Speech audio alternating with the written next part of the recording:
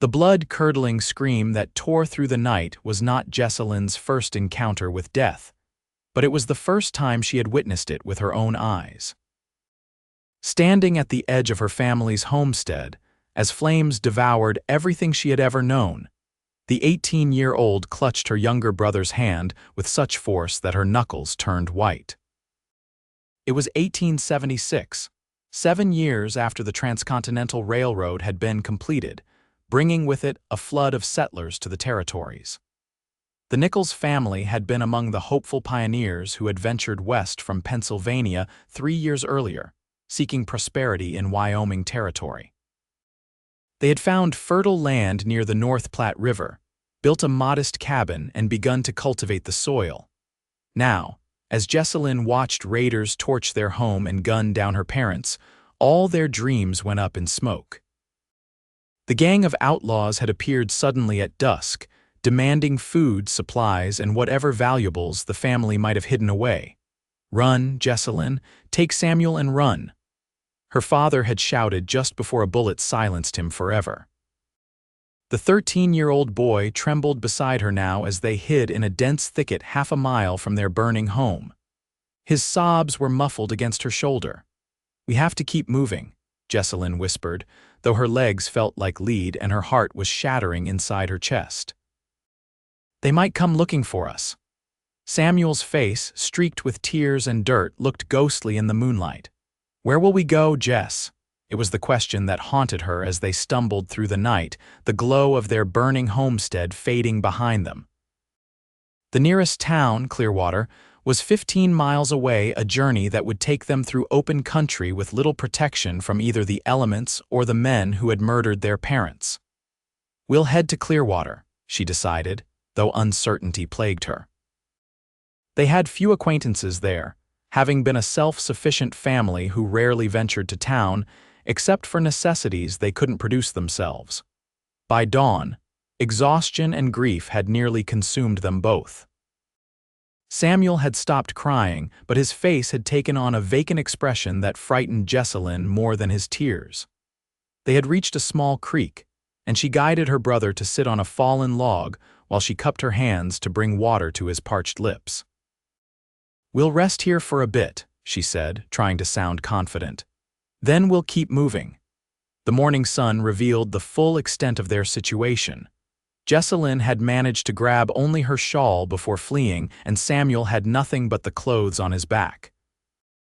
No food, no money, no protection against the coming night. The reality of their predicament descended on Jessalyn like a physical weight. "I'm hungry," Samuel mumbled, the first words he had spoken in hours. Jessalyn surveyed their surroundings, spotting some berry bushes nearby. "Wait here," she instructed, moving toward them. The berries were small and tart, but they would provide some sustenance. As she gathered them in the fold of her skirt, she heard the distant sound of hoofbeats. Fear paralyzed her momentarily. Had the raiders found their trail? She rushed back to Samuel, dropping some of the berries in her haste. "Someone's coming," she hissed. "We need to hide." There was little cover beyond the creek bed, which was too shallow to conceal them fully. Jessalyn pulled Samuel toward a cluster of boulders, praying they would be enough to shield them from view. The hoofbeats grew louder, and soon a solitary rider came into view. From their hiding place, Jessalyn could see it was a man on a dappled gray horse. He wore a dusty hat pulled low over his eyes and moved with the easy grace of someone who had spent his life in the saddle. The stranger dismounted at the creek, allowing his horse to drink while he filled a canteen. He seemed unaware of their presence until Samuel shifted, dislodging a small stone that clattered down the rocky embankment. The man's hand went instantly to the revolver at his hip as he spun toward the sound. "Who's there?" he called out. "Show yourself." Jessalyn hesitated, weighing their options. They could try to remain hidden, but if he searched and found them, he might assume they had malicious intent. Reluctantly, she stood, keeping Samuel behind her. "We mean no harm," she called, her voice wavering. "We're just passing through." The man's posture relaxed slightly, though his hand remained near his weapon. "Come on out where I can see you proper." Slowly, Jessalyn emerged from behind the boulders, Samuel clinging to her skirts. The man's eyes widened as he took in their bedraggled appearance, Jessalyn's tear-stained face and Samuel's hollow-eyed stare. "What happened to you two?" he asked, his tone softening. Jessalyn hesitated, unsure whether to trust this stranger with their tragedy. But something in his steady gaze gave her pause. He had kind eyes, she realized, blue as the summer sky and framed by crow's feet that suggested he smiled often. "Raiders," she finally said, the single word catching in her throat. "Last night they, our parents." Understanding dawned on the man's face. He removed his hat, revealing sandy brown hair that curled at his collar. "I'm sorry," he said simply, and the genuine sympathy in his voice nearly undid Jessalyn's fragile composure. "I'm Yates," he continued after a moment, replacing his hat.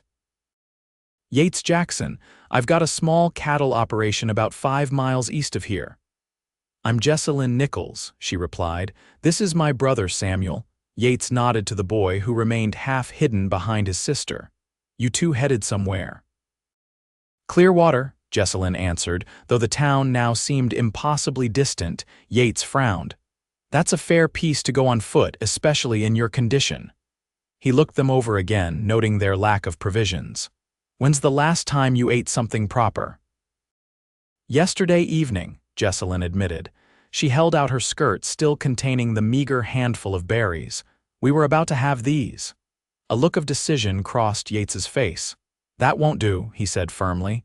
"My place isn't far." "You can get a hot meal there, rest up a bit before continuing on."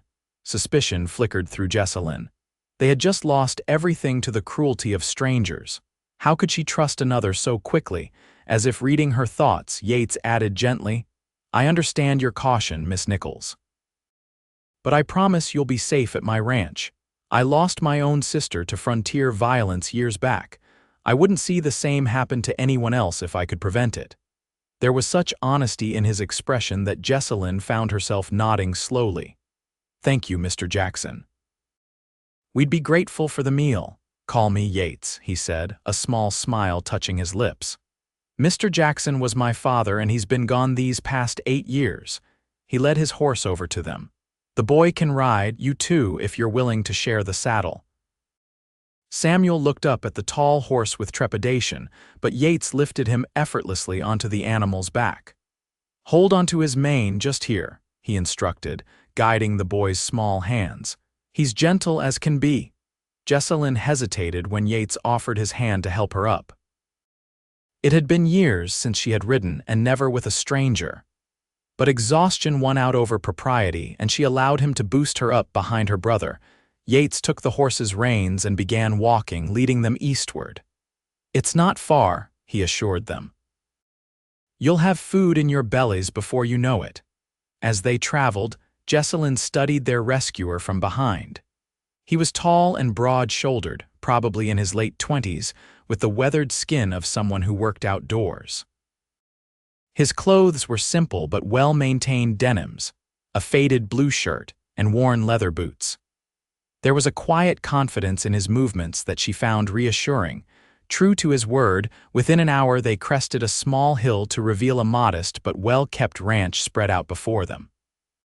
A main house built of logs stood at the center, with a barn and corral to one side. Several outbuildings were scattered about, and a bunkhouse stood a short distance from the main house. In the corral, 6 horses grazed contentedly, while a small herd of cattle could be seen in a pasture beyond. "It's not much," Yates said as they approached, "but it's home." As they neared the house, a door opened, and an elderly woman emerged, shading her eyes against the morning sun. "Yates Jackson, where have you been? I was about to send Miguel out looking for you." Her scolding tone shifted abruptly when she spotted the passengers on his horse. "Oh, mercy, who do we have here?" "Found them by Coyote Creek, Mrs. Abernathy," Yates explained, helping Jessalyn and Samuel dismount. "Raiders hit their homestead last night." The woman's weathered face softened immediately. "You poor dears. Come inside right away, Mrs. Abernathy," as Jessalyn soon learned, was Yates's housekeeper and had been with his family since he was a boy. She fussed over the siblings, settling them at a sturdy wooden table in a kitchen that smelled of coffee and fresh bread. "Eat up now," she urged, placing bowls of hearty stew before them. Nothing heals the body like a good meal. Samuel needed no encouragement. He fell upon the food with the desperate hunger of a child who had faced the specter of starvation. Jessalyn ate more slowly, each bite seeming to lodge in her throat as memories of her mother's cooking brought fresh grief. Yates sat across from them, sipping coffee and exchanging quiet words with Mrs. Abernathy. Jessalyn caught fragments of their conversation, something about sending word to the territorial marshal about the raiders and preparations for a second bedroom. When Samuel had eaten his fill, Mrs. Abernathy whisked him away to clean up, leaving Jessalyn alone with Yates. An awkward silence fell between them until he cleared his throat. "I've asked Mrs. Abernathy to prepare rooms for you and your brother," he said. "You're welcome to stay until you've figured out your next steps." Jessalyn set down her spoon. "That's very kind, but we couldn't impose. We'll continue to Clearwater once we've rested." "And do what when you get there?" Yates asked gently.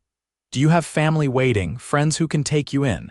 His questions laid bare the precariousness of their situation.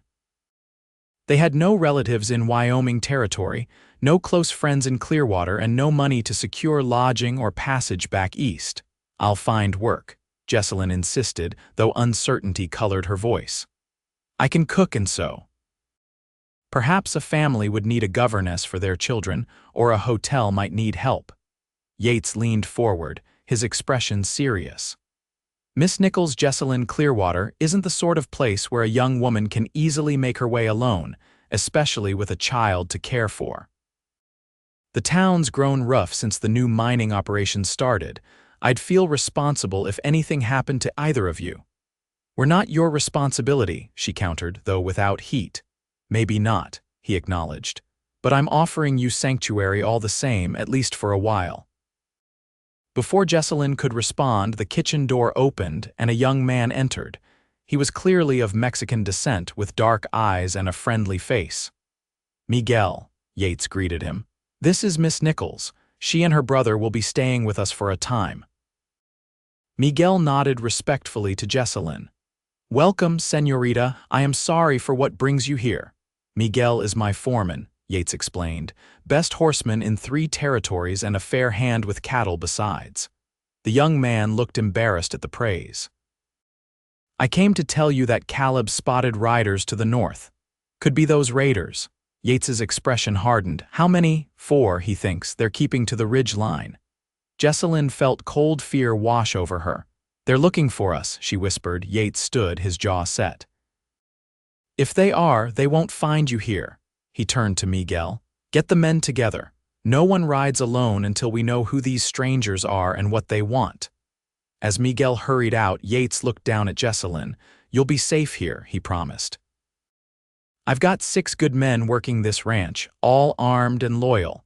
No one will harm you or your brother while you're under my roof."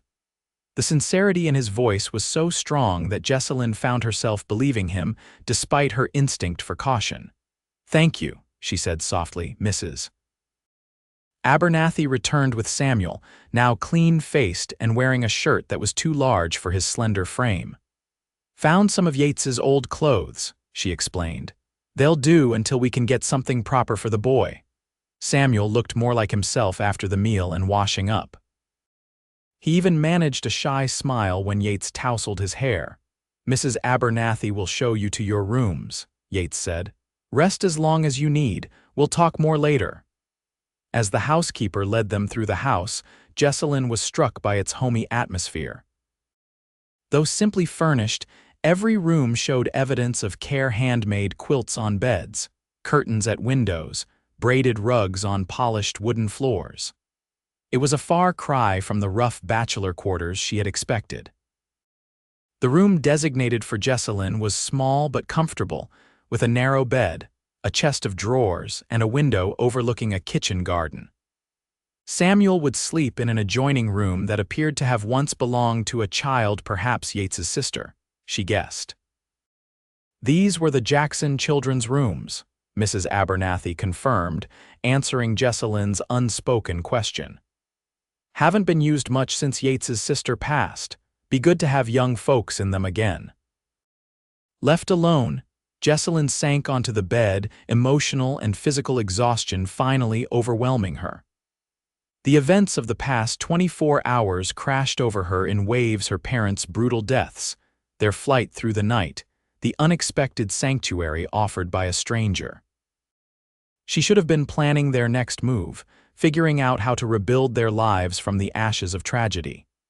Instead, she found herself surrendering to the unexpected safety of this place, allowing herself the luxury of rest. Tomorrow would be soon enough to face the future. Sleep claimed her almost instantly, deep and dreamless. When Jessalyn awoke, golden evening light was filtering through the window.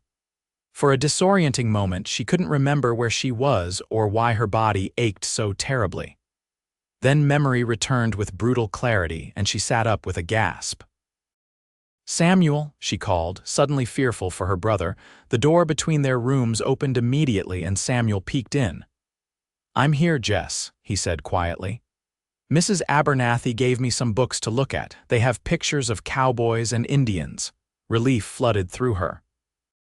"That's nice of her," Jessalyn replied, trying to keep her voice steady. "Have you been awake long?" Samuel shrugged. "A while. I heard horses earlier. Mr. Jackson came back with some other men. They were talking outside the window, but I couldn't hear what they said." Jessalyn rose, smoothing her rumpled dress as best she could. "Let's go downstairs and see what's happening." They found Mrs. Abernathy in the kitchen, kneading dough for what appeared to be a substantial batch of biscuits. "Ah, you're up," the older woman greeted them. "Feeling any better after your rest?" "Yes, thank you," Jessalyn answered politely. "Has there been any news?" Mrs. Abernathy's expression grew serious. "Yates and the boys tracked those riders for a spell. Turned out to be a hunting party from the reservation, nothing to do with the ones who attacked your place." She wiped flour from her hands onto her apron. "But they did ride past your homestead. Not much left, I'm afraid." Though Jessalyn had known their home was likely destroyed, confirmation of it still stung. "Did they find our parents?" The housekeeper nodded solemnly. "Yates and the men are seeing to proper burials now. They should be back before dark." Tears welled in Jessalyn's eyes, but she fought them back for Samuel's sake. "Thank you for telling me. Is there anything I can do to help with dinner?" she asked after a moment, needing to occupy her hands and mind. Mrs. Abernathy seemed to understand. "You can slice those onions if you've a mind to," she said, nodding toward a basket on the counter. "And perhaps the boy would like to help set the table. We'll be feeding 9 tonight. All the hands come in for the evening meal." The simple domestic tasks provided welcome distraction. As Jessalyn worked, Mrs. Abernathy shared bits of information about the ranch and its inhabitants. Yates had inherited the place from his father 8 years ago and had expanded it steadily since then. Besides Miguel, there were 5 other ranch hands: Caleb, Thomas, Will, Jasper, and a young Shoshone man called Ben. "Good men, all of them," Mrs. Abernathy assured her. "Most have been with Yates for years. They're like family now." The word family brought a pang to Jessalyn's heart. Yesterday, she had been part of a family. Today, she and Samuel were alone in the world. As if sensing her thoughts, Mrs. Abernathy laid a gnarled hand on her arm. "It's all right to grieve, child. The pain doesn't go away, but you learn to carry it differently as time passes." Jessalyn nodded, not trusting herself to speak. She was saved from having to respond by the sound of men's voices and the clump of boots on the porch. Moments later, Yates entered the kitchen, followed by his ranch hands. The rancher stopped short when he saw Jessalyn, his expression somber. "Miss Nichols," he said, removing his hat. "I'm sorry we couldn't save more from your homestead." "You've already done far more than we could have expected," she replied, acutely aware of her reddened eyes and the onion still clutched in her hand. Yates introduced his men, each of whom nodded respectfully to Jessalyn and Samuel. They were a diverse group. Caleb was tall and lean with a shock of red hair. Thomas was older, with a salt and pepper beard. Will and Jasper appeared to be brothers, sharing the same stocky build and sandy coloring. And Ben was a quiet young man whose dark eyes held a depth of understanding that spoke of his own hardships. Dinner was a surprisingly convivial affair despite the circumstances that had brought Jessalyn and Samuel to the ranch. The men were careful to keep their conversation light, sharing amusing stories of cattle drives and wild horses. Samuel, initially shy, gradually warmed to their presence, especially when Ben described life on the reservation and promised to teach him how to track animals. After the meal, the hands returned to the bunkhouse, leaving Yates, Mrs. Abernathy, and the siblings in the main house. As the housekeeper cleared the table, Yates invited Jessalyn to join him on the porch. The evening air was cool and fragrant with sage. Stars were beginning to appear in the darkening sky, and somewhere in the distance, a coyote called to its mate. "Your parents are at rest," Yates said quietly after they had stood in silence for several minutes. "We marked the graves with proper stones. When you feel ready, I can take you there." Jessalyn nodded, a lump forming in her throat. "Thank you," she managed, "for everything." Yates leaned against a porch post, studying her profile in the fading light. "I've been thinking about your situation," he said carefully, "and I want to offer you a proposition." She turned to face him, wary but curious. "This ranch needs a woman's touch," he continued. "Mrs. Abernathy does her best, but she's getting on in years and can't manage everything alone anymore. If you're willing, I'd like to offer you employment here, cooking, sewing, helping with the household accounts. In exchange, you and Samuel would have room and board plus a small wage." The offer was unexpected and immensely practical. It would solve their immediate problems of shelter and sustenance while giving Jessalyn time to plan for their future. "And Samuel?" she asked. "He's only 13. I don't want him working as a ranch hand yet." Yates shook his head. "The boy needs schooling. There's a small school in Preston Junction, about 3 miles from here. One of the hands could take him each day, or he could learn to ride over himself once he's settled." It was a generous offer, more generous than Jessalyn had dared hope for. Yet she hesitated, aware of the complications that might arise from living under the roof of a single man who was neither kin nor husband. "I know what you're thinking," Yates said softly, "and I respect your concern for propriety. Mrs. Abernathy lives here full-time as chaperone, and my reputation in these parts is solid. But if it eases your mind, we can draw up a proper contract of employment with clear terms." "You've thought this through," Jessalyn observed. Yates smiled, a brief flash of white teeth in the gathering darkness. "I'm a cattle rancher, Miss Nichols. Planning ahead keeps my herd alive through winter blizzards and summer droughts." His practical approach reassured her. This wasn't charity born of pity, it was a mutually beneficial arrangement. She would earn her keep while securing a safe place for Samuel to heal from their loss. "I accept your offer, Mr. Jackson," she said formally, extending her hand. "Though I warn you, my cooking skills are limited to simple fare." Yates took her hand, his grip firm but gentle. "Mrs. Abernathy will help with that, and please, it's just Yates. If we're to share a roof, formalities will grow tiresome quickly." His hand was warm around hers, calloused from years of ranch work yet unexpectedly comforting. Jessalyn withdrew hers after a moment, suddenly aware of how the simple contact had sent a flutter through her stomach. "Then you must call me Jessalyn," she replied, forcing steadiness into her voice. A comfortable silence fell between them as they watched the first stars brighten against the deepening blue of the sky. For the first time since the raiders had descended on her family's homestead, Jessalyn felt a tentative sense of peace. It would not erase the tragedy she and Samuel had endured, nor would it guarantee their future security. But for now, in this moment, they had found refuge among strangers who were rapidly becoming something more. The following weeks brought a gradual adjustment to life at the Jackson Ranch. Jessalyn took on household duties with quiet determination, grateful for Mrs. Abernathy's patient guidance. The elderly housekeeper taught her to manage a wood stove without burning everything, showed her how to preserve the garden's bounty for winter, and guided her through the intricacies of keeping accounts for a working ranch. Samuel, after initial reluctance, began attending school in Preston Junction. Each morning, one of the hands would take him on horseback, and in the afternoons, someone would collect him. The routine provided structure that helped the boy cope with his grief, though he still suffered nightmares that sent him seeking the comfort of his sister's presence. Yates maintained a respectful distance, never intruding on Jessalyn's privacy or making demands beyond their agreed-upon arrangement. He was often absent during daylight hours, managing his herd and property with the efficient focus of a man who had been born to the work.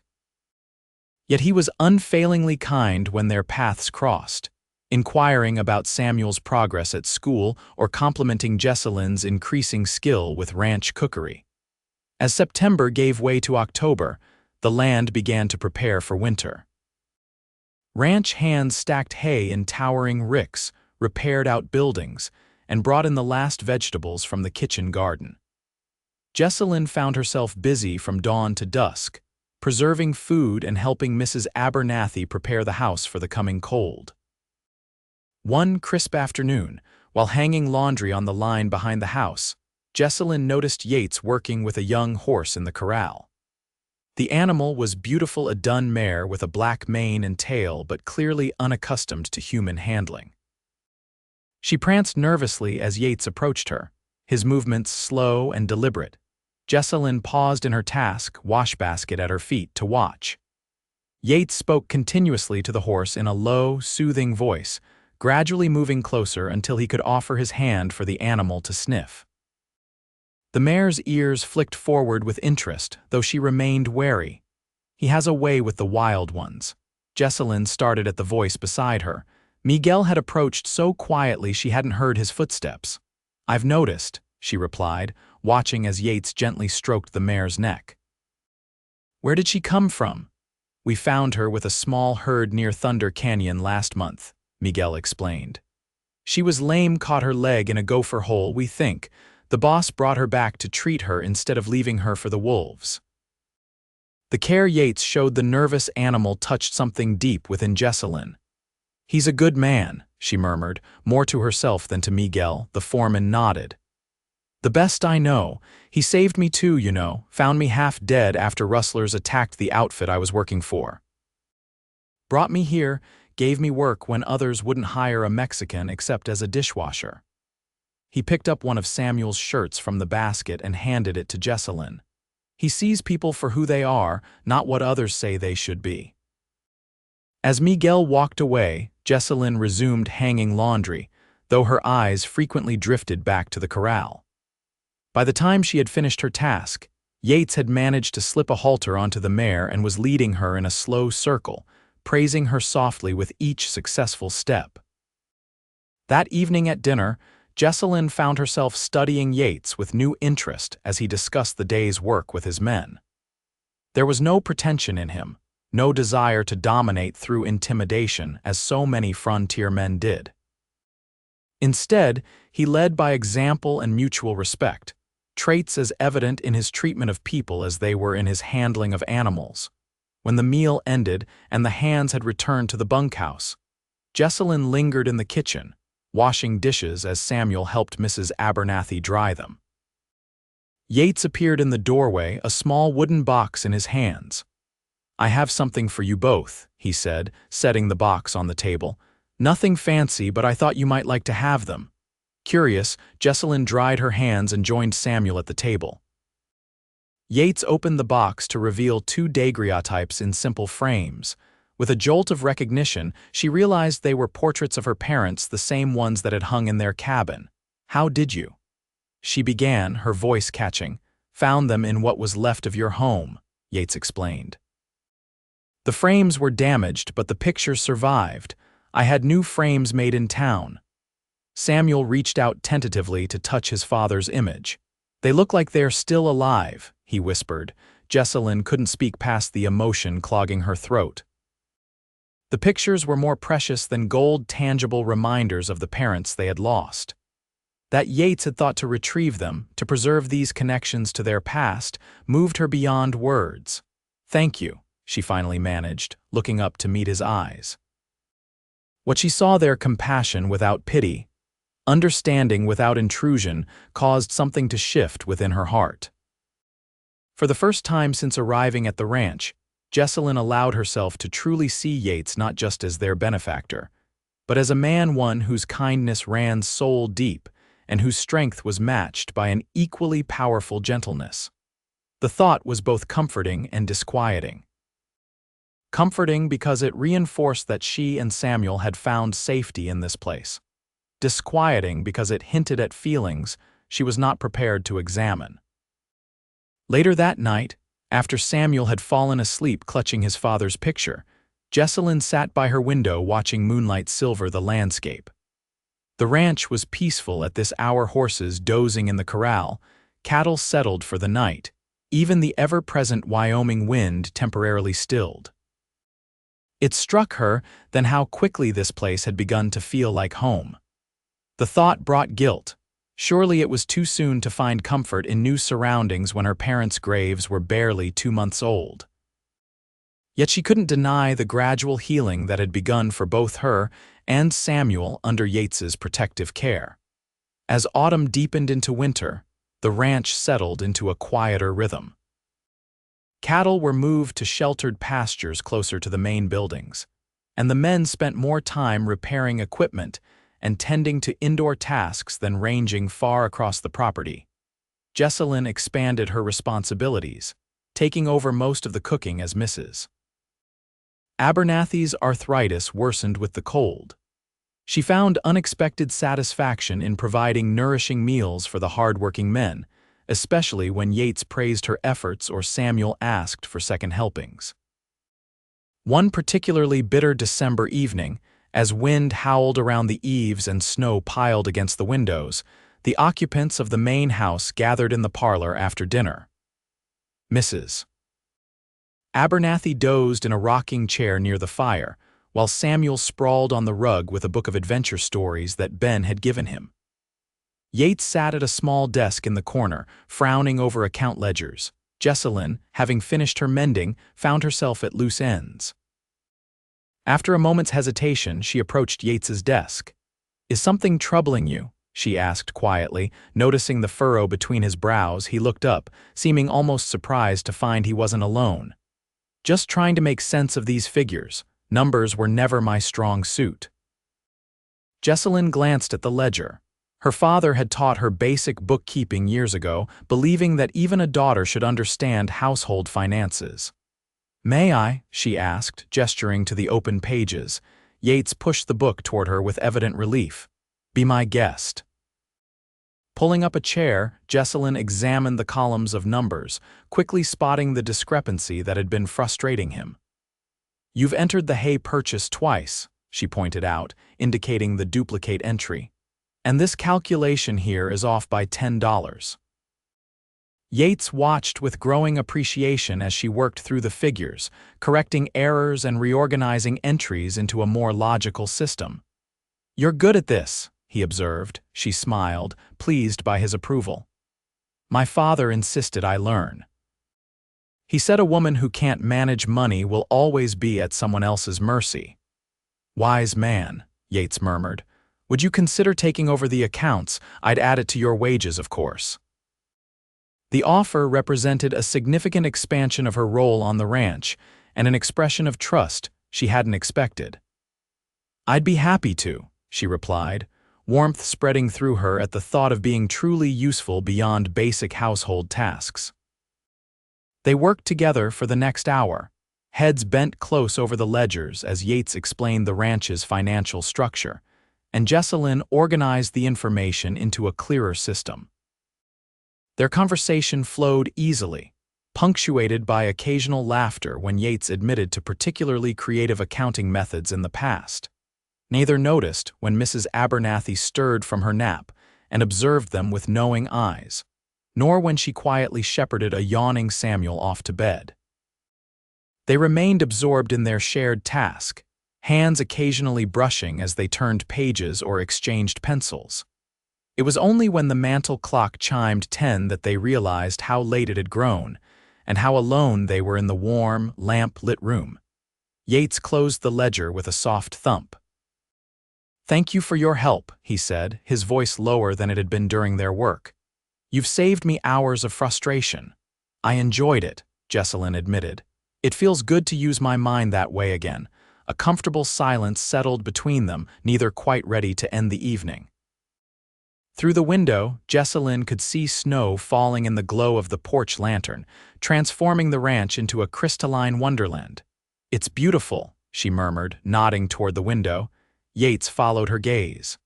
"First heavy snow of the season," he observed.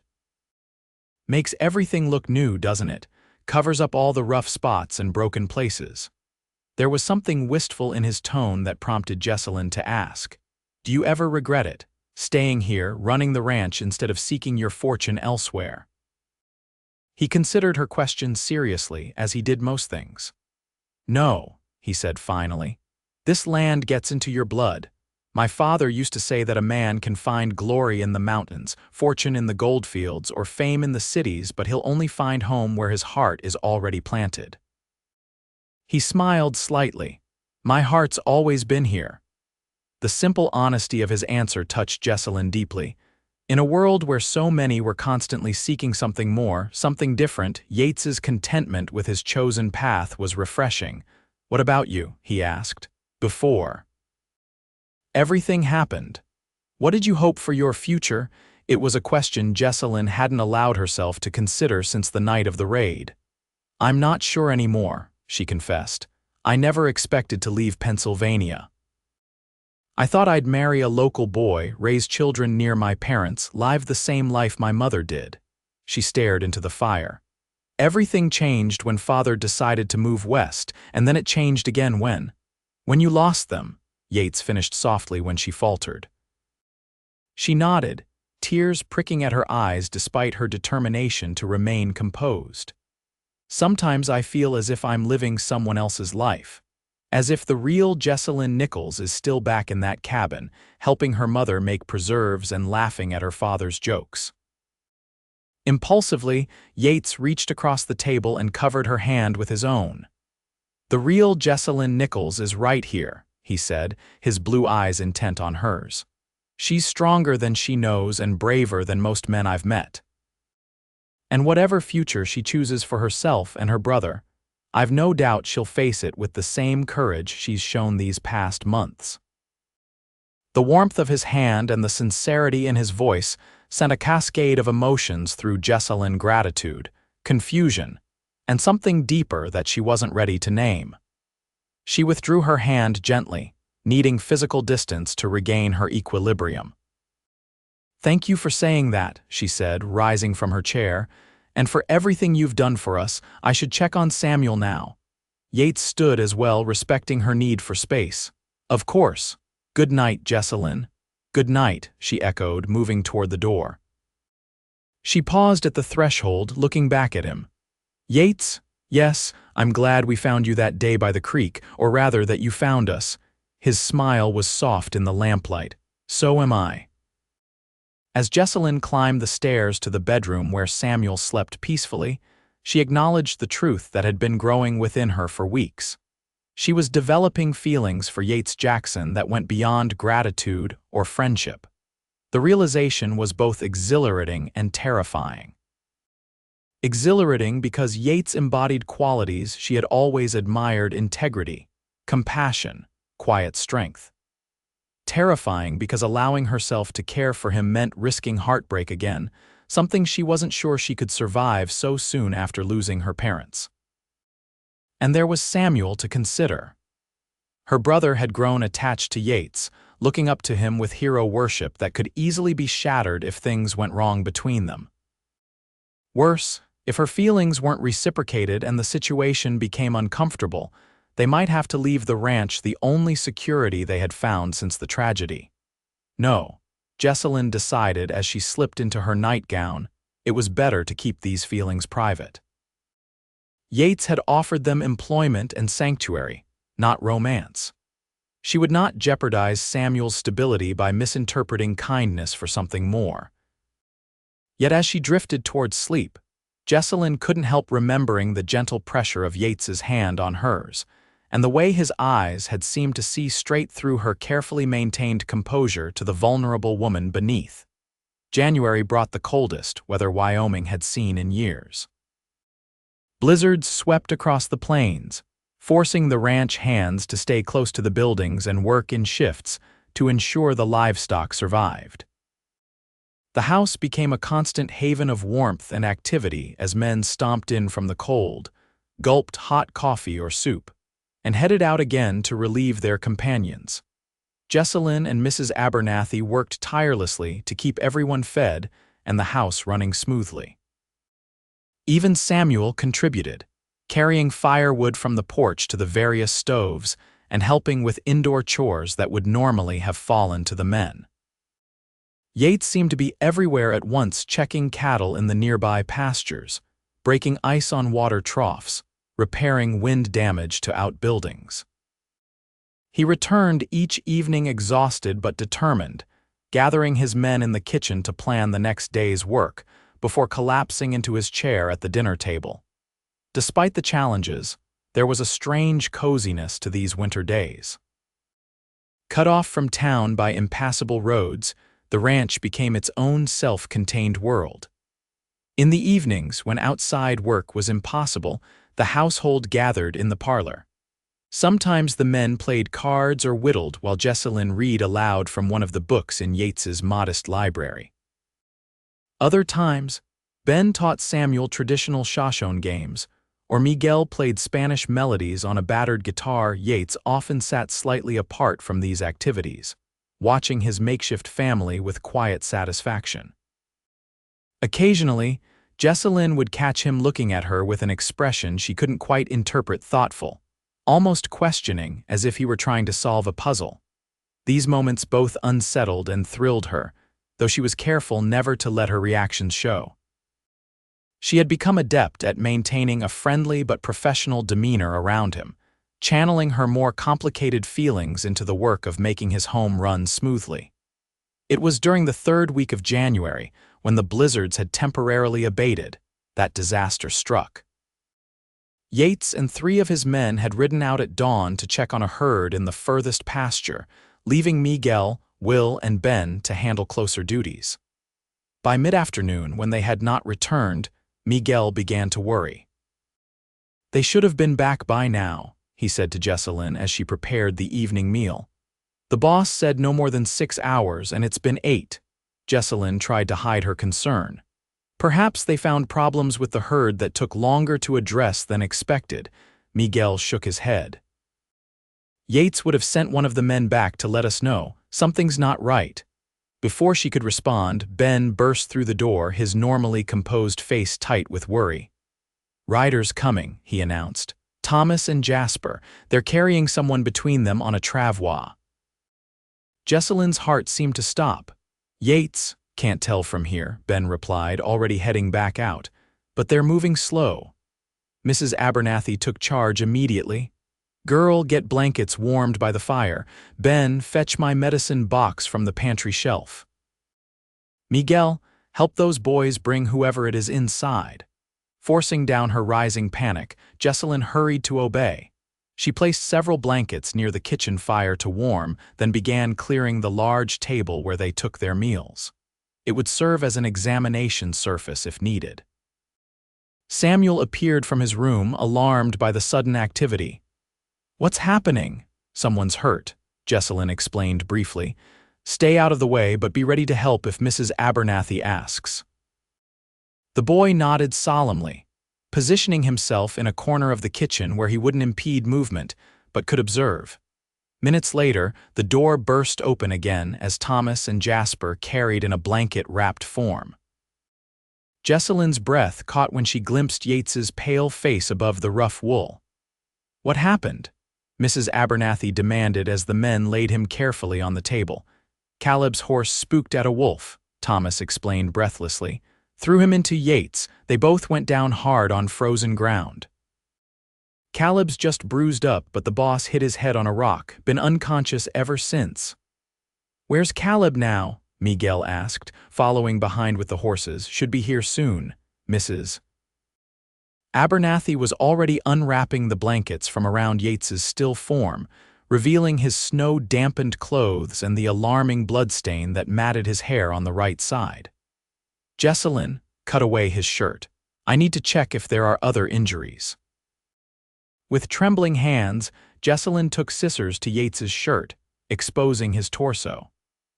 Despite the circumstances, she couldn't help noticing the firm muscle beneath tanned skin, nor the scattering of old scars that spoke of a life lived hard on the frontier. Mrs. Abernathy's practiced hands moved over his ribs and limbs, checking for broken bones. Nothing seems broken, she announced. But that head wound concerns me. Head injuries can be tricky things. She cleaned the wound carefully, revealing a deep gash that continued to seep blood. He'll need stitches, she said, reaching for her medicine box. Jessalyn, can you manage it? My hands aren't steady enough these days for fine work. Jessalyn swallowed hard. She had assisted her mother with minor medical procedures in the past, but had never taken sole responsibility for something so critical. I'll try, she said, forcing steadiness into her voice. The housekeeper nodded approvingly. That's all any of us can do. The rest is in God's hands, under Mrs. Abernathy's guidance. Jessalyn sterilized a needle in the fire and prepared catgut thread. The men held Yates steady as she worked, taking small, careful stitches to close the wound. Though he remained unconscious, he groaned once when the needle first penetrated his skin, a sound that pierced Jessalyn's heart. When the wound was closed and bandaged, they moved Yates to his bedroom on the ground floor. Jessalyn changed his remaining clothes for dry ones that Thomas brought, trying to maintain his dignity while ensuring he wouldn't develop a chill from the damp garments. Someone should stay with him through the night, Mrs. Abernathy said, once they had settled him beneath warm quilts. Watch for fever or any change in his breathing. I'll do it, Jessalyn volunteered immediately. When the older woman raised a questioning eyebrow, she added, You need rest yourself, Mrs. Abernathy, and the men have been out in the cold all day. They'll need to spell each other with the livestock tonight. After a moment's consideration, Mrs. Abernathy nodded. Very well, but you call out if there's any change, you hear?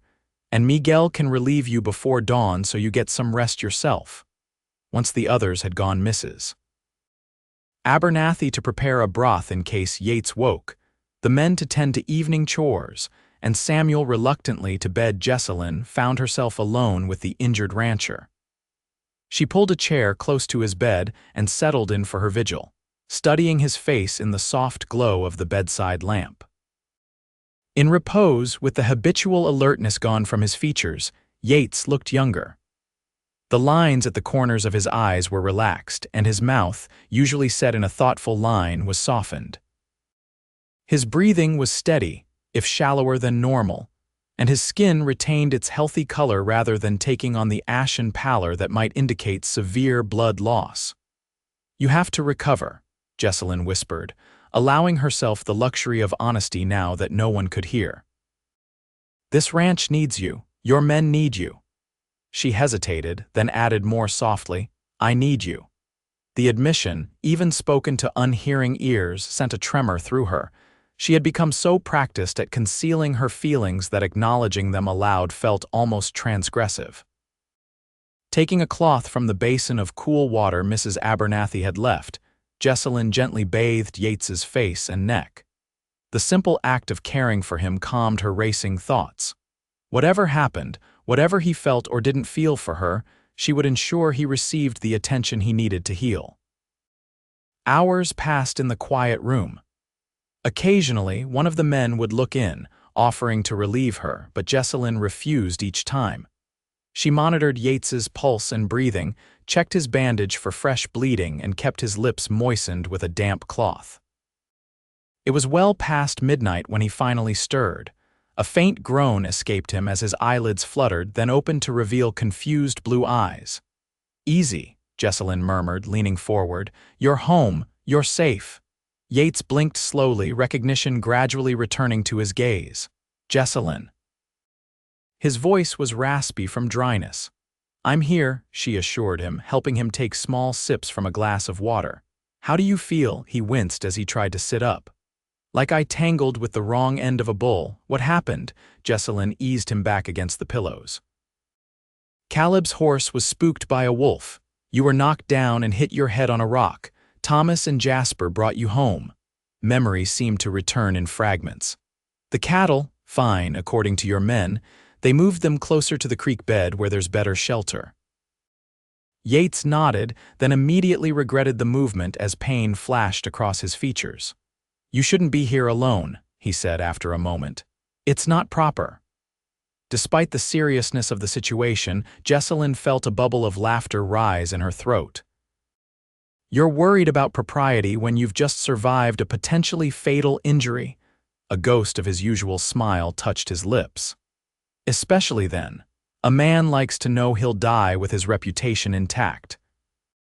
"You're not dying," Jessalyn said firmly, sudden tears springing to her eyes at the mere suggestion. "You're going to recover fully and go back to making this ranch the finest in Wyoming territory." Yates's expression softened as he observed her emotional reaction. "You've been crying," he noted, reaching up to touch a tear track on her cheek. The gesture was so gentle, so intimate that Jessalyn couldn't help leaning slightly into his palm. "I was worried," she admitted. "We all were." His eyes held hers, searching. "Jessalyn," he began, his voice gaining strength. "I need to tell you something I've been wanting to say for weeks now." Her heart quickened. "What is it?" Before he could continue, the door opened, and Mrs. Abernathy entered with a steaming cup. "Thought I heard voices," she said, looking pleased to find Yates conscious. "Good to see you awake, boss. How's the head feeling?" The moment between Yates and Jessalyn dissolved, though something in his eyes promised they would return to it later. He submitted to Mrs. Abernathy's examination and sipped the medicinal tea she insisted would reduce inflammation, answering her questions with patience if not enthusiasm. When the housekeeper finally departed, announcing she would inform the men of his improved condition, Yates turned back to Jessalyn. But the effort of conversation had clearly exhausted him, his eyelids growing heavy despite his evident desire to stay awake. "Rest now," Jessalyn told him, adjusting his blankets. "Whatever you wanted to say will keep until morning." He caught her hand as she moved to step away. "Promise you'll be here when I wake." The vulnerability in his request tugged at her heart. "I promise," she assured him, squeezing his fingers gently before releasing them. Within minutes, Yates had drifted back to sleep, his breathing deep and regular. Jessalyn resumed her vigil, her mind racing with possibilities. What had he been about to tell her? And why did it seem so important to him that she be present when he woke again? Dawn was breaking when Miguel appeared to relieve her, insisting she get some rest herself. Reluctantly, Jessalyn agreed, but not before extracting a promise that he would send for her immediately if Yates's condition changed. In her room, despite bone-deep weariness, sleep eluded her. Her mind kept returning to the moment when Yates had touched her cheek, to the intent look in his eyes as he'd begun to speak. Had she imagined the depth of feeling there? Or was it possible that the rancher harbored the same growing affection for her that she felt for him? The possibility was both thrilling and terrifying. If Yates did care for her as more than an employee or a charity case, how would it change the delicate balance they had established? What would it mean for Samuel, for their future on the ranch? And was she ready to open her heart fully after the devastating losses she had suffered? Questions without answers chased each other through her mind until exhaustion finally claimed her. When she woke several hours later, it was to find the house in its usual state of ordered activity, with no indication that anything momentous had occurred or was about to occur. Mrs. Abernathy informed her that Yates had woken again, taken some broth, and was now resting comfortably. "The danger seems past," she said, patting Jessalyn's hand. "Though he'll need to stay abed for a few days at least, head wounds are nothing to trifle with." "I'll sit with him again tonight," Jessalyn offered, "if you think it's needed." The older woman gave her a knowing look. "I think it would do you both good," she said cryptically, then changed the subject to the day's meal preparations. Throughout the day, Jessalyn found herself both anticipating and dreading her evening vigil. She went about her usual tasks with outward calm, but her thoughts repeatedly strayed to Yates's bedside and the conversation that had been interrupted. When she finally entered his room that evening, carrying a tray with broth and bread, she found him propped against pillows, awake and alert though still pale. A book lay open on his lap, though he didn't seem to be reading it. "Mrs. Abernathy said you might be hungry," Jessalyn said, setting the tray on the bedside table. Yates marked his place in the book and set it aside. "Thank you. Though I'm more thirsty for conversation than soup at the moment, it's been a long day of staring at these four walls." Jessalyn smiled as she arranged the tray across his lap. "I imagine you're not used to being confined. Your men say you're always the first one out and the last one in." "They exaggerate," he replied, though his rueful expression suggested otherwise. "How's Samuel?" "I heard he's been helping with the indoor chores." "He has. I think he's proud to be contributing during the emergency." Jessalyn seated herself in the chair beside the bed. "He asked about you several times today. He's quite concerned." Yates looked touched. "The boy's a good soul." "Reminds me of myself at that age, trying so hard to be grown when childhood's barely behind him." "You've been good for him," Jessalyn said softly. "These past months, I don't know how he would have coped without your influence, without this place." "And you?" Yates asked, his voice equally quiet. "Has it been good for you too?" The directness of the question caught her off guard. "Yes," she admitted after a moment. "More than I expected, more than I probably deserve." Yates set aside the soup he had barely touched. "Why would you say that you don't deserve good things?" Jessalyn looked down at her hands, folded tightly in her lap. "Sometimes I feel guilty for finding happiness here when my parents are gone, as if by adapting to this new life, I'm somehow being disloyal to their memory." "I understand that feeling," Yates said, surprising her. "After my sister died, I felt the same way. Every smile seemed like a betrayal, every moment of peace an insult to her suffering."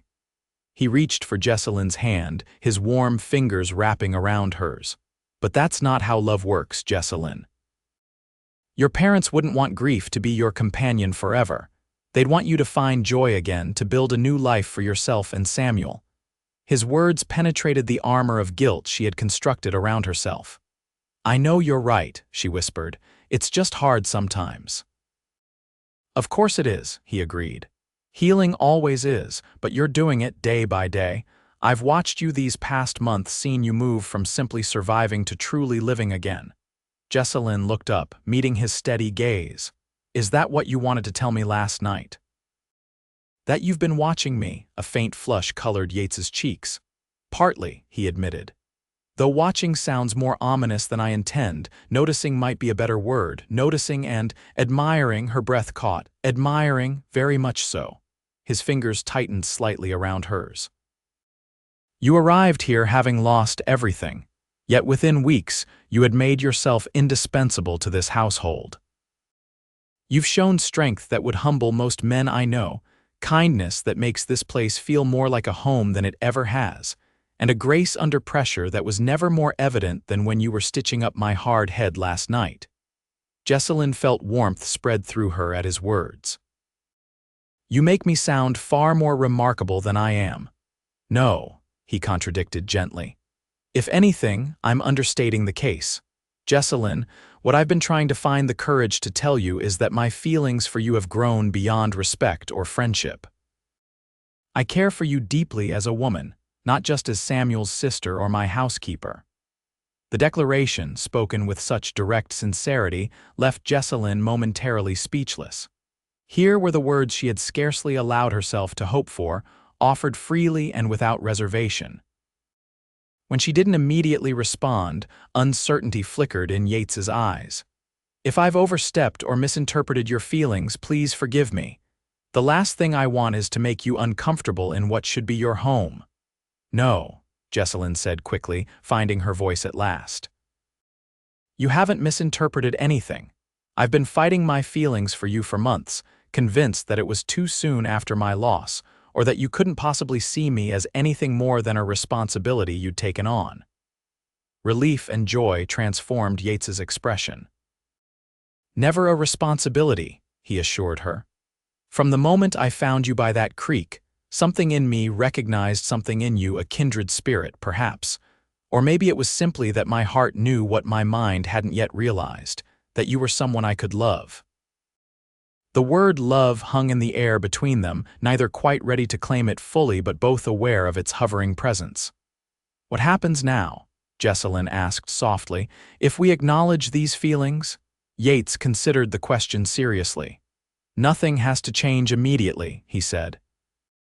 I know you're still healing from your loss, still finding your footing in this new life. I don't want to rush you or pressure you in any way, he smiled slightly.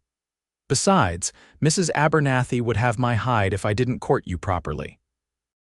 The image of the dignified rancher being scolded by his elderly housekeeper brought a genuine laugh from Jessalyn.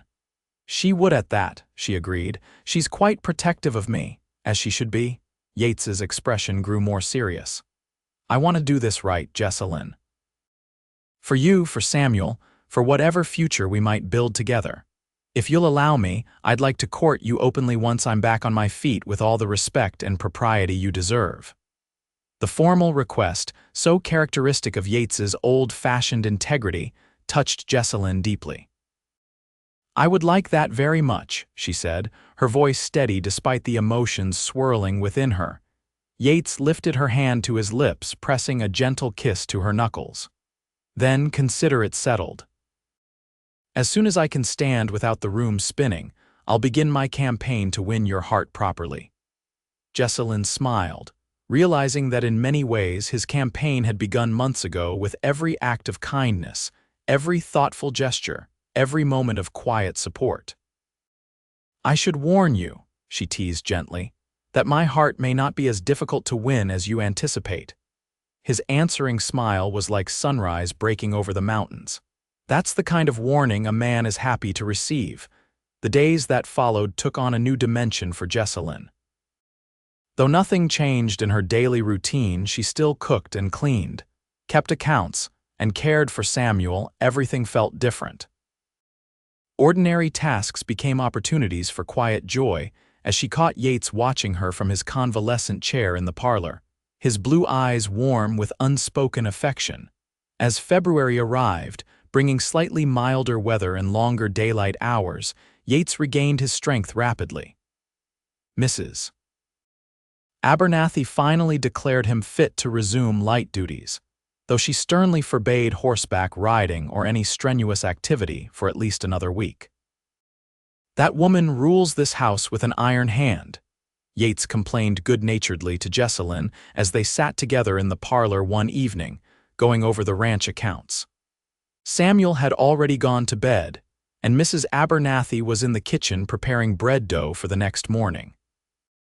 She loves you, Jessalyn pointed out. We all do, I mean everyone does, she corrected hastily, feeling heat rise in her cheeks. Yates set aside the ledger, his full attention now on her flustered expression. Do you? He asked quietly. Love me, I mean. The directness of the question startled Jessalyn. In the week since their conversation in his sick room, they had maintained a careful balance, acknowledging their feelings but not defining them too precisely, enjoying the early stages of courtship without rushing toward declarations that might later feel premature. Yet as she met his steady gaze, Jessalyn found she didn't want to hide behind caution any longer. Yes, she admitted softly, I do love you.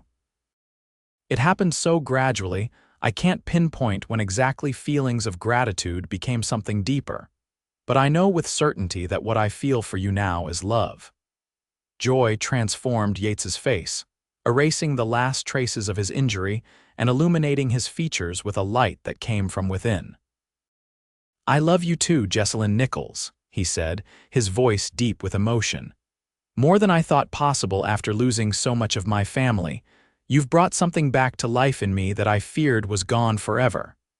He rose from his chair, moving to kneel before her. Taking both her hands in his, he continued, "I know this may seem sudden to others, though it doesn't feel that way to us. We've lived under the same roof for months, shared meals and work and conversation. I've seen your strength in crisis and your tenderness with your brother. You've seen me at my worst unconscious and bleeding and at my best, I hope." Jessalyn nodded, her throat tight with emotion. "I have. Then I hope you'll consider this request, though we've only formally acknowledged our feelings for a short time." Yates took a deep breath. "Jessalyn Nichols, would you do me the great honor of becoming my wife? Of making this house truly your home, not as my employee but as my partner in all things?" Though she had half expected the question given the direction of their conversation, the reality of it still left Jessalyn momentarily speechless.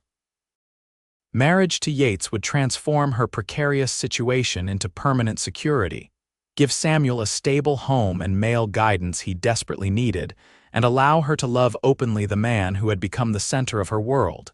Yet one concern lingered. "Are you certain it's not too soon?" she asked. "My parents have been gone less than 6 months. Some might think it disrespectful to their memory for me to marry so quickly." Yates considered her question seriously, as he did most things. "I understand your concern," he said. "But Jessalyn, life on the frontier follows different rules than back east. Here, survival often depends on making difficult decisions quickly. Your parents would want you to secure a good future for yourself and Samuel, I'm certain of it." He squeezed her hands gently. "If you prefer to wait longer before we marry, I'll respect that decision. But my feelings won't change and my offer will stand." His willingness to be patient touched Jessalyn deeply, confirming yet again the quality of his character. She realized that in her heart she had already made her decision. Waiting wouldn't make her love him more or be more certain of his feelings for her. It would only delay the happiness they could build together. "I don't want to wait," she said softly. "Yes, Yates Jackson, I will marry you." The joy that blazed across his face was like nothing Jessalyn had ever seen. He rose from his kneeling position just enough to gather her into his arms, holding her close as if she were the most precious thing in his world. "You've made me the happiest man in Wyoming territory," he murmured against her hair. "I promise to spend every day trying to be worthy of your trust." When he finally drew back, his eyes were suspiciously bright. "I should have a ring for you," he said, looking suddenly chagrined. "My mother's is in the safe in town. I'll fetch it as soon as the roads clear properly." "I don't need a ring to know I'm yours," Jessalyn assured him, though she was touched by his desire to honor tradition. "But we should tell Samuel soon, and Mrs. Abernathy, though I suspect she's been expecting this announcement." Yates laughed. "That woman knows everything that happens on this ranch before it happens. I wouldn't be surprised if she's already planning our wedding breakfast." As if summoned by their discussion, Mrs. Abernathy appeared in the parlor doorway, a knowing smile on her face. "About time," she said simply. "I was beginning to think I'd have to lock you two in the root cellar to get things moving." Jessalyn blushed furiously while Yates let out a bark of laughter. "Were we that obvious?" He asked the housekeeper. "To anyone with eyes in their head," Mrs. Abernathy confirmed. "The way you two look at each other when you think no one's watching, it's been clear as day since Christmas at least." Her expression softened. "I'm happy for you both. This house needs a proper family in it again." "Thank you, Mrs. Abernathy," Jessalyn said, deeply moved by the older woman's approval. "Your blessing means a great deal to us." HMPH, the housekeeper sniffed, though her eyes were suspiciously moist. "Save the sentiment for the wedding." "Now, when are you planning to make it official?" "Spring would be lovely. The orchard will be in bloom by late April." Yates looked to Jessalyn, leaving the decision to her. "I think spring would be perfect," she agreed, already envisioning a simple ceremony among the apple blossoms Yates's father had planted years ago. "Perhaps early May when the weather is more settled." 3 months to prepare then, Mrs. Abernathy nodded with satisfaction. "That should be sufficient. Now I'll leave you two to your accounting, though I suspect precious little addition will get done tonight." With a knowing smile, she withdrew, closing the parlor door behind her with uncharacteristic discretion. Alone again, Yates drew Jessalyn back into his arms.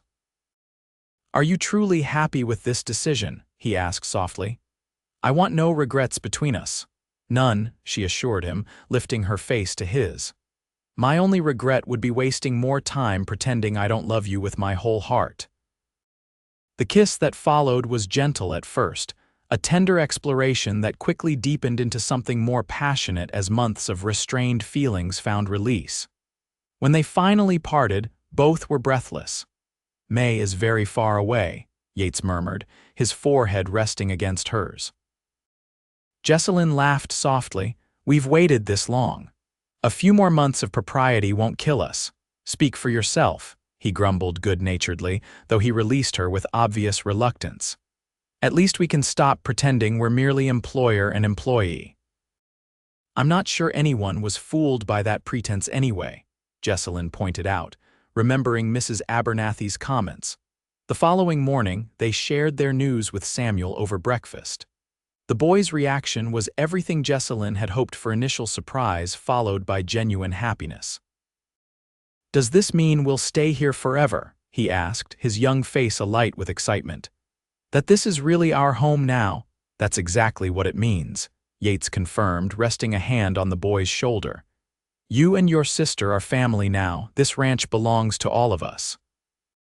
Samuel threw his arms around Yates in an impulsive hug that the rancher returned without hesitation. Over the boy's head, his eyes met Jessalyn's, sharing a moment of perfect understanding. They were creating something precious here, not just a marriage, but a family forged from shared loss and newfound love. The ranch hands received the news with varying degrees of surprise. Miguel merely smiled knowingly, as if he had anticipated this outcome all along. Caleb and Thomas offered hearty congratulations, while Will and Jasper exchanged coins, apparently having wagered on the timing of the announcement. Ben, the quiet Shoshone, simply nodded and said, "Good match," which from him constituted effusive approval. As winter gradually released its grip on the land, preparations for the May wedding began in earnest. Mrs. Abernathy sent away to Cheyenne for fabric for a proper wedding dress, insisting that Jessalyn deserved something finer than her Sunday best for the occasion. Miguel and the other hands began refurbishing a small cabin on the property that had once housed Yates's parents, planning to present it as a wedding gift where the couple could have privacy while remaining close to the main house. Yates rode to Clearwater as soon as the roads were passable, returning with his mother's ring, a delicate gold band set with a small but perfect diamond. He presented it to Jessalyn one evening as they walked together through the gradually awakening garden, telling her stories of his parents' long and happy marriage as he slipped it onto her finger. "They would have loved you," he said softly. "Especially my father. He always said a ranch wasn't a home without a woman's touch." "I wish I could have known them," Jessalyn replied, admiring the ring's subtle gleam in the fading light. "Just as I wish you could have met my parents under different circumstances." Yates wrapped an arm around her shoulders, drawing her close against the evening chill. "Perhaps they know each other now, wherever souls go when they leave this earth. Perhaps they're watching us and approving of the family we're creating from the remnants of theirs." It was a comforting thought, one that eased the lingering grief Jessalyn still carried. "I'd like to believe that," she murmured, leaning into his solid warmth, as April arrived, bringing a riot of wildflowers to the prairie and new calves to the herd. Final wedding preparations accelerated. The territorial judge who would perform the ceremony confirmed his attendance, and Mrs. Abernathy outdid herself planning a feast that would serve not only the ranch household, but also the handful of neighbors and townspeople Yates had invited to witness their union. Samuel, now 14 and growing rapidly under Yates's tutelage, took his role as his sister's escort seriously. He practiced walking her down the makeshift aisle they had created in the orchard, his young face solemn with responsibility. "Pa would be proud of you, Jess," he told her one evening as they finished their rehearsal. You're going to be the prettiest bride ever." Tears sprang to Jessalyn's eyes at his words. "Thank you, Sam," she whispered, hugging him close. "That means more to me than you can know." The boy returned her embrace briefly before pulling away with the self-consciousness of emerging adolescence. "Yates is a good man," he added, suddenly serious beyond his years. "He'll take care of us, but I want you to know I'm still gonna look out for you too. That's what Pa would expect." Jessalyn cupped his face in her hands, marveling at how quickly he was growing up. "I know you will, and I'll always look out for you too. That's what family does." The day before the wedding dawned clear and warm, as if nature herself approved of their union. Jessalyn spent the morning helping Mrs. Abernathy with food preparations, then retired to her room to make final adjustments to her wedding dress, a simple but elegant creation of pale blue silk, with delicate lace at the collar and cuffs. As evening approached, Miguel announced that several wedding guests had arrived early and were being housed in Preston Junction, as the ranch couldn't accommodate them all. Among them were a few of Yates's distant relatives from Kansas, and a couple who had been friends with Jessalyn's parents back in Pennsylvania, having moved west themselves the previous year. "It will be good to see familiar faces from home," Jessalyn told Yates as they took a final walk through the orchard where they would exchange vows the next day. Apple blossoms scented the air, their delicate petals occasionally drifting down like fragrant snow. "I'm glad they could come," Yates replied, squeezing her hand. "Though I admit to being selfish enough to wish we could simply be married this minute with no fuss or ceremony," Jessalyn laughed. "You only get married once, Mr. Jackson. Surely you can endure a few hours of celebration." "For you, Miss Nichols, I could endure far worse," he assured her, his blue eyes warm with love. "But tomorrow night, when all the guests have gone and the celebration is over, you'll be mine alone at last." The promise in his voice sent a shiver of anticipation through Jessalyn. They had maintained proper boundaries throughout their engagement, limited to kisses and embraces that, while increasingly passionate, never crossed into impropriety. Both were looking forward to the privacy their marriage would afford. "Just one more day," she reminded him, her own voice slightly breathless. "Then a lifetime together." "A lifetime," Yates echoed, drawing her into his arms for a lingering kiss beneath the flowering trees. "It still doesn't seem long enough to love you as you deserve." The wedding day arrived with a perfect Wyoming spring morning, crisp air warmed by generous sunshine, birdsong filling the orchard, and a gentle breeze carrying the scent of apple blossoms and new grass. Jessalyn woke early, both nervous and exhilarated at the prospect of becoming Yates's wife before the day ended. Mrs. Abernathy and a neighbor woman helped her dress and arrange her hair, weaving small white flowers into the dark brown waves before securing a simple veil that had once belonged to Yates's mother.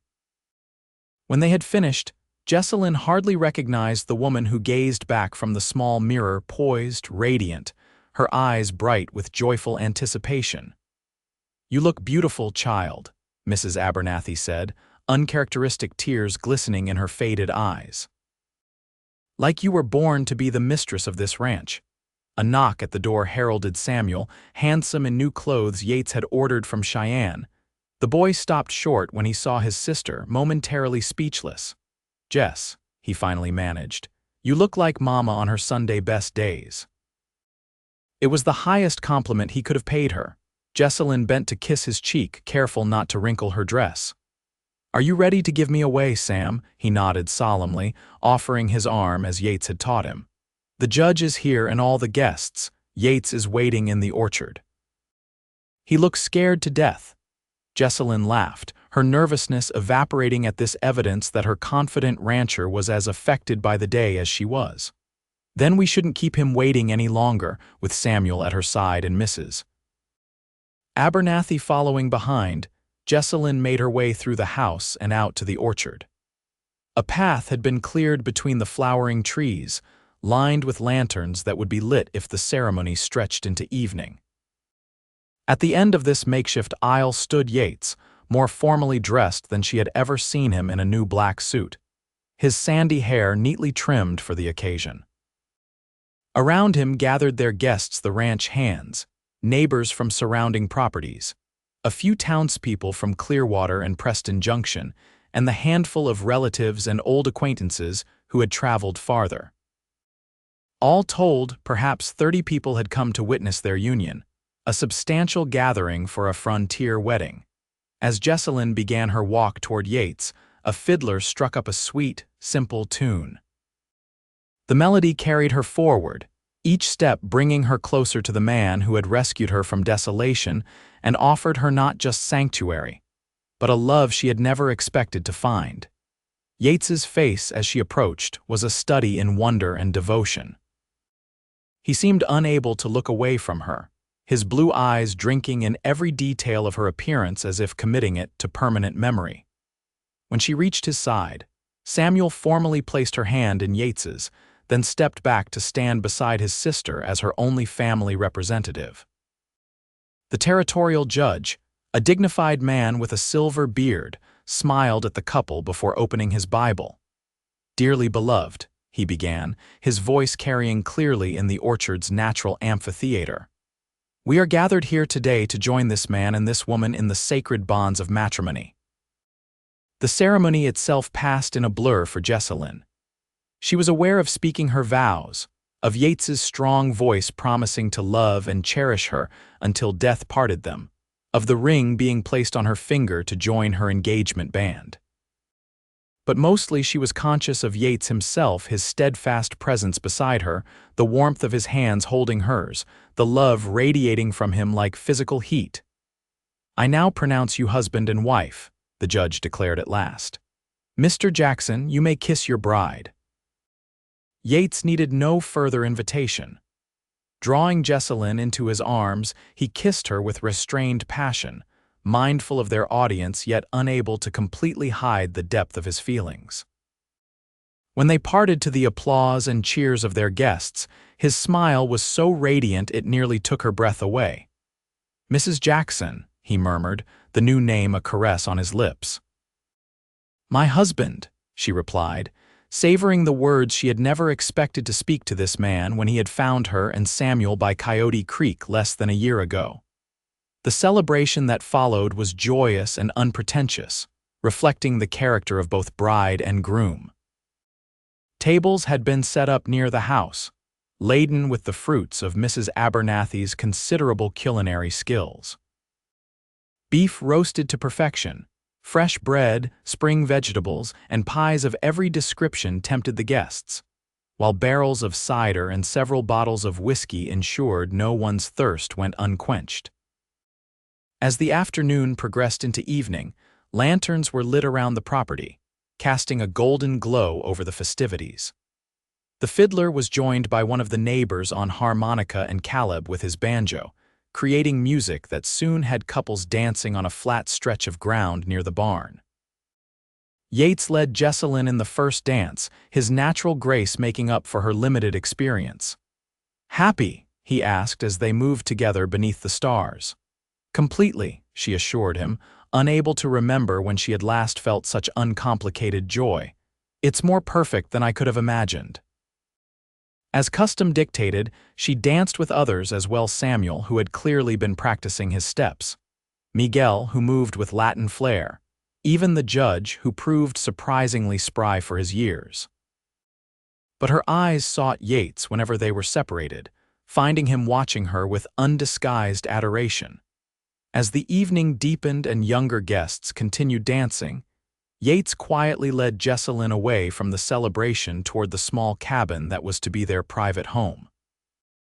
The ranch hands had worked wonders on the structure, repairing its roof, replacing broken windows, and furnishing it with a comfortable combination of pieces from the main house and new items ordered from catalogs. "Our home," Yates said simply as they reached the cabin's threshold.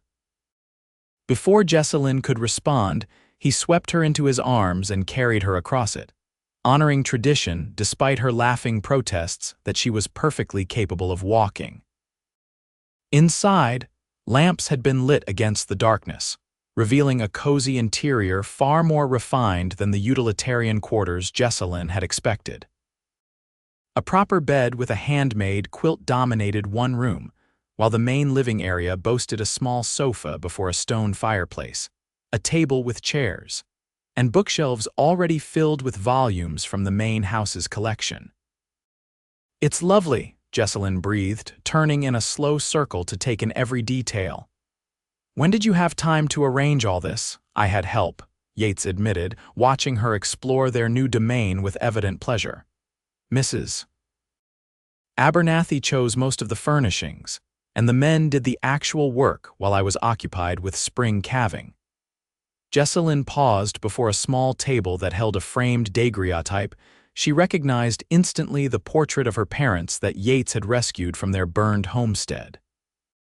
Beside it stood a similar frame containing an image of a handsome couple who could only be Yates's parents, their features echoed in their son's face.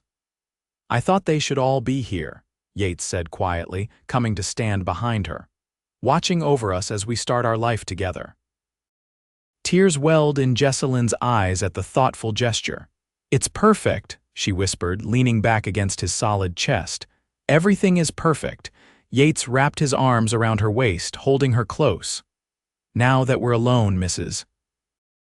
Jackson, there's something I've been wanting to tell you all day." "What's that?" she asked, turning in his embrace to face him.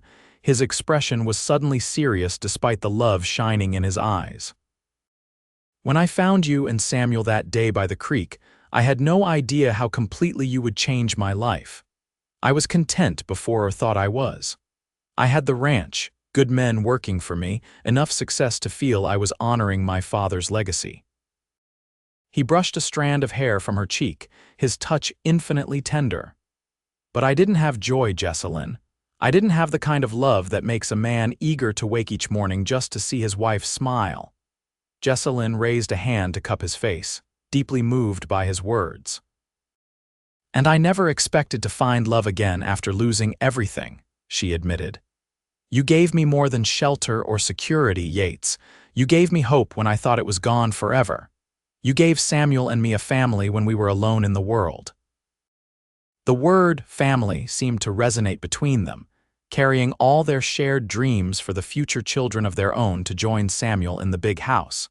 Continuation of the legacy both their parents had built, generations to come who would know this land as their heritage. "I love you, Jessalyn Jackson," Yates murmured, his lips a breath away from hers. "Today, tomorrow, and all the days God grants us together." "And I love you," she replied, rising on tiptoe to close the distance between them. "My rescuer, my friend, my husband." Their kiss sealed promises made before witnesses, but now renewed in private, where only they could hear the depth of emotion in each other's voices. As Yates lifted her once more into his arms, carrying her toward the bedroom where they would truly become husband and wife, Jessalyn knew with absolute certainty that she had found her place in the world. She had come to Wyoming territory as a daughter and sister, lost everything in a single night of violence and rebuilt her life from ashes. Now, in Yates's arms, she had found a love stronger than grief, a family forged from strangers, and a home where hope would always triumph over despair. 5 years later, Jessalyn stood on the porch of the main ranch house, watching as Yates taught their 3-year-old son to sit astride his first pony. The boy, named James after Jessalyn's father, shrieked with delight as the gentle animal walked in a small circle, Yates's hand firmly on the lead rope. Nearby, Samuel, now a tall, confident young man of 19, supervised the efforts of Jessalyn's year-old daughter to toddle after a kitten in the yard. The Jackson ranch had prospered in the half-decade since their wedding. Under Yates's management and Jessalyn's careful accounting, they had expanded their herd, acquired additional land, and built a reputation for quality that brought buyers from as far as Chicago to their annual cattle sales. The household had grown as well. Besides their 2 children, they had welcomed Caleb's new bride into the ranch family the previous year. Mrs. Abernathy, though slowing with age, continued to oversee the domestic realm with benevolent tyranny, assisted now by a young Shoshone woman Ben had married after a lengthy courtship. As Jessalyn watched her family by birth, and by choice going about their day in the golden light of late afternoon, contentment filled her like a physical presence. This land that had once seemed so foreign and hostile had become home in the truest sense of the word. These people who had once been strangers were now the center of her world. Yates looked up from his lesson with their son, catching her eye across the yard. The love that passed between them in that glance was as strong as it had been on their wedding day, tempered now by shared experiences, deepened by parenthood, but no less passionate for its maturity. He handed the pony's lead to Miguel, who had become like an uncle to the Jackson children, and crossed to join Jessalyn on the porch. "Penny for your thoughts, Mrs. Jackson," he said, slipping an arm around her waist. She leaned into his embrace, savoring the solid strength that had been her anchor through both joy and sorrow. "I was just thinking about how far we've come," she replied. "How this place that once seemed so strange to me now feels more like home than anywhere I've ever lived." Yates pressed a kiss to her temple, his breath warm against her skin. "It's not the place that makes a home," he murmured. "It's the people. You and the children and Samuel too. You're my home, Jessalyn. Everything else is just geography." Jessalyn turned in his arms to face him fully, still marveling after all this time at the depth of feeling she could read in his blue eyes. "I love you, Yates Jackson," she said simply. "Thank you for finding us that day."